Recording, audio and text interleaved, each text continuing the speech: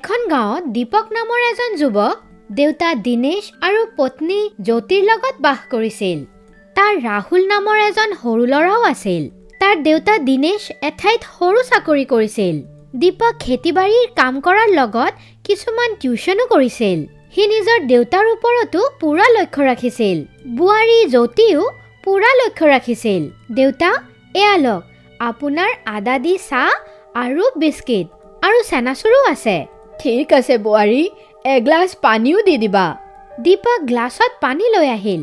দেউতা, পানী লওক, অলপ আগতে আহিছে। চাহ জলপান কৰি অলপমান জিৰাই লওক, মই চব চম্ভালি ল'ম।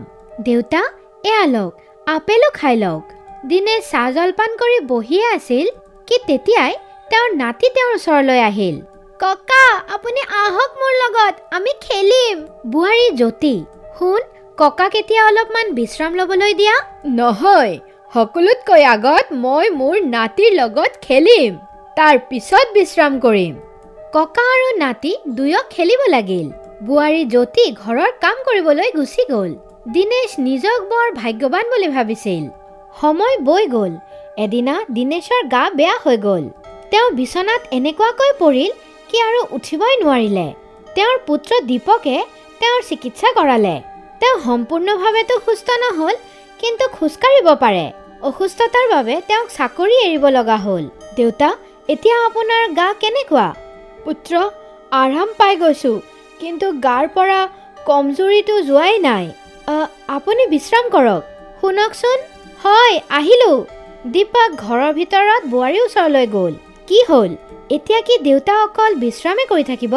তাৰমানে মই ক'ব বিচাৰি আছোঁ কি তেওঁৰ কিবা কৰা উচিত। বিশ্ৰামে যদি কৰি থাকে তেনেহ'লে কেতিয়াও সম্পূৰ্ণভাৱে সুস্থ হ'ব নোৱাৰিব। এতিয়া তেওঁৰ বয়স হৈ গৈছে, তেওঁ ঘূৰি ফুৰিব পাৰে, সেইটোৱে ঠিক আছে। কাম কৰাৰ বাবেতো মই আছোৱে। এদিনাখন পুৱাই পুৱাই জ্যোতিয়ে দেউতাক চাহ আনি দিলে। জ্যোতি, দেউতাক চানাচুৰ আৰু জলপানো দি দিয়া। এটা আপেলো দি দিবা। ঘৰত চানাচুৰ আৰু এপল নাই। আপোনাৰ বাবে চাহ আৰু জলপান লৈ আহি আছোঁ। দেউতাই অকল চাহ খালে আৰু মন মাৰি ঘৰৰ পৰা ওলাই গ'ল। জ্যোতি স্বামী দীপকৰ বাবে চাহ, জলপান আৰু চানাচুৰ লৈ তেওঁলোকৰ ৰুমত গুচি গ'ল। এতিয়া চানাচুৰ ক'ৰ পৰা আহিল? চুকত এখন টেমাত পৰি আছিল, সেইটোৱে আপোনাক দিলোঁ। এনেও ডক্তৰে দেউতাক তেলৰ বস্তু খাবলৈ হাক দিছে না। বোৱাৰী অহংকাৰী হৈ গৈছিল। তাই ল'ৰাটোকো ককাৰ ওচৰলৈ যাবলৈ হাক দিছিল। যেতিয়া জ্যোতি অলপ সময়ৰ কাৰণে ঘৰৰ পৰা বাহিৰলৈ গ'ল, তেতিয়া তাৰ পুত্ৰই এটা আপেল আৰু চাকু লৈ ককাৰ ওচৰলৈ গ'ল। ককা, এয়া লওক, মই আপোনাৰ বাবে আপেল লৈ আহিছোঁ। আপুনি কমজুৰি হৈ গৈছে। চবে কয় কি সদায় যদি এখনকৈ আপেল খাব পাৰে তেনেহ'লে ডক্তৰৰ প্ৰয়োজনেই নপৰে। আপুনি কাটি খাই লওক, আপেল খালে গাত শক্তি হ'ব। নাতিৰ ইমান মৰম পাই ককাৰ চকু পানী ওলাই গ'ল। তেওঁ তাক বুকুত সাবটি ধৰিলে। তেওঁ আপেল কাটি নিজেও খালে আৰু নাতিকো দিলে। অলপ দেৰি পিছতে বোৱাৰী ঘৰত আহি গ'ল।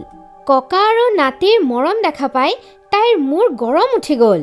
তাই নিজৰ ল'ৰাক ৰুমত মাতি পঠালে। ৰাহুল, ইফালে আহা। কি হ'ল মা? মই তোমাক দেউতাৰ ওচৰলৈ যাবলৈ হাক দিছিলোঁ না? দুয়োজন মিলি আপেল খাই আছা। দেউতাই কিচেনত গৈ আপেল আনিছে। মা, মই ককাক আপেল আনি দিছোঁ। তেওঁ কমজোৰ হৈ গৈছে। আপুনি মোক তেওঁৰ ওচৰত কিয় যাব নিদিয়ে? বহুত বেছি কথা পাতা, যোৱা পঢ়া শুনা কৰিবা। তেতিয়া দীপক ঘৰত আহি গ'ল। চাওক, এতিয়া দেউতাৰ ৰোজগাৰ বন্ধ হৈ গৈছে। ঘৰ খৰচ চলোৱাটো বৰ দিগদাৰ হৈ আছে। তেওঁক কওক কি তেওঁ যেন বেলেগ কিবা চাকৰি বিচাৰি লয়। আমি তেওঁক এনেকুৱাকৈ বহাই বহাইতো খুৱাব নোৱাৰোঁ। শুনা, তেওঁৰ এতিয়া বয়স হৈ গৈছে। আৰে, অফিচত বহিতো কাম কৰিবই পাৰে। ঠিক আছে, মই তেওঁৰ লগত কথা পাতিম দিয়া। পিছদিনা দীপক দেউতাৰ ওচৰলৈ গ'ল। দীপক, আজি বজাৰৰ পৰা মোৰ ঔষধ লৈ আহিবা। ঠিক আছে দেউতা, লৈ আহিম দিয়ক। মই এটা কথা ক'ব বিচাৰোঁ। ঘৰৰ খৰচ বাঢ়ি গৈছে। আপুনি কিবা চাকৰি পাব জানো? পুত্ৰ, মই এতিয়া আৰু বেছি দেৰি বহি থাকিব নোৱাৰোঁ। চাকৰি কৰাটো মোৰ বাবে সহজ নহ'ব। দিনেশ কেইদিনমানৰ পৰাই এয়া অনুভৱ কৰি আছিল কি বোৱাৰীৰ ব্যৱহাৰ সলনি হৈ গৈছে। তেওঁ যে একো ৰোজগাৰ নকৰে সেইটো তাইৰ অলপো ভাল লগা নাছিল। এতিয়া তেওঁৰ আৰু সেই সন্মানটো নাই। তেওঁ বৰ কমজোৰি হৈ গৈছিল। দীপক খেতি-বাৰী আৰু টিউচনৰ পৰা ঠিকে ঠাকে ৰোজগাৰ কৰি আছিল, কিন্তু জ্যোতিৰ দেউতাই এনেকুৱা বহি যে খায় সেইটো ভাল লগা নাছিল। তাই বজাৰলৈ গ'ল আৰু চবৰ বাবে কাপোৰ ল'লে, কিন্তু দেউতাৰ বাবে একোৱে নল'লে। দীপক নিজৰ কাপোৰ আৰু পুত্ৰৰ কাপোৰ দেখা পাই বৰ ভাল পালে। মা, আপুনি ককাৰ বাবে কি আনিছে? শুন, ককাৰ বাবে পিছত কাপোৰ লৈ আহিম। এতিয়া আৰু তেওঁৰ কাপোৰৰ একো চকো নাই। ৰাহুলৰ এয়া শুনি বৰ বেয়া লাগিল আৰু সি নিজৰ পিগি বেংকটো লৈ ককাৰ ওচৰলৈ গ'ল। ককা, মোৰ পিগি বেংকত বহুত পইচা আছে, এয়া আপুনি লৈ লওক আৰু নিজৰ বাবে ভাল চোলা কিনি লওক। ধন্যবাদ। শুন, পিগি বেংকটো তুমি নিজৰ ওচৰতে ৰাখা। মোৰ এতিয়া কাপোৰৰ বেছি প্ৰয়োজন নাই। মোৰ ওচৰত পিন্ধাৰ বাবে কাপোৰ আছে। যেতিয়া তুমি ডাঙৰ হৈ যাবা, ৰোজগাৰ কৰিবা, তেতিয়া মোক ভাল চোলা কিনি দিবা। হয় ককা, মই আপোনাৰ বাবে বহুত ভাল ভাল চোলা কাপোৰ কিনিম। আপোনাক মই মোৰ গাড়ীত বহাই ফুৰাই লৈ আহিম। ভাল ভাল হোটেলত খুৱাম। মা দেউতাৰ অকল আপোনাৰ পইচাটোৱে লাগে। আপুনি বহুত দিনলৈকে ৰোজগাৰ কৰিছে। মই বিচাৰোঁ কি আপুনি যেন সদায় বিশ্ৰাম কৰে। আনন্দত দিনেশৰ চকু পানী ওলাই আহিল আৰু তেওঁ নাতিক সাৱটি ধৰিলে। তেতিয়াই দৰ্জাত পোষ্টমেন আহিল। দিনেশ বাবু, আপোনাৰ কোম্পানীৰ পৰা লেটাৰ আহিছে। ঠিক আছে, মোক দি দিয়ক। দীপকে পোষ্টমেনৰ পৰা লেটাৰটো ল'লে আৰু পঢ়িলে। লেটাৰটো পঢ়ি সি আনন্দত নাচি উঠিল। দীপক, লটাৰী লাগিছে নেকি? তুমি যে ইমান আনন্দিত হৈ আছা। দেউতা, বৰ ভাল নিউজ আহিছে। আপুনি আপোনাৰ কোম্পানীৰ ফালৰ পৰা প্ৰভিডেণ্ট ফাণ্ডৰ 5 লাখ টকা পাব। তাৰ লগত কোম্পানীয়ে আপোনাক গ্ৰেচুইটিৰ বাবদ 7 লক্ষ টকা দিয়াৰ নিৰ্ণয় লৈছে। আপোনাক 12 লক্ষ টকা দিবলৈ মাতিছে। পইচাটো আপুনি চেকৰ হিচাপত পাব। আৰে বাহ, এয়াতো বৰ ভাল কথা।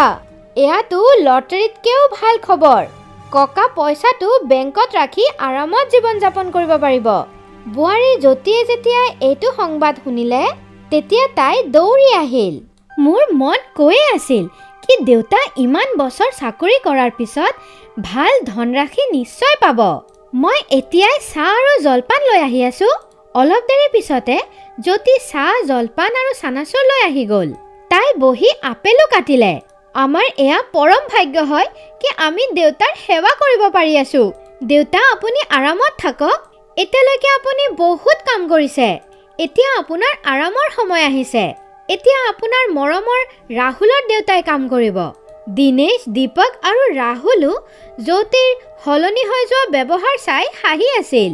পোষ্টমেনৰ এখন লেটাৰৰ পিছত চব সলনি হৈ গ'ল। বোৱাৰীৰ অহংকাৰ পলাই গ'ল। দিনেশৰ সন্মান বাঢ়ি গ'ল। তেওঁৰ সেৱা হ'ল আৰু গোটেই পৰিয়ালত আনন্দ আহি গ'ল।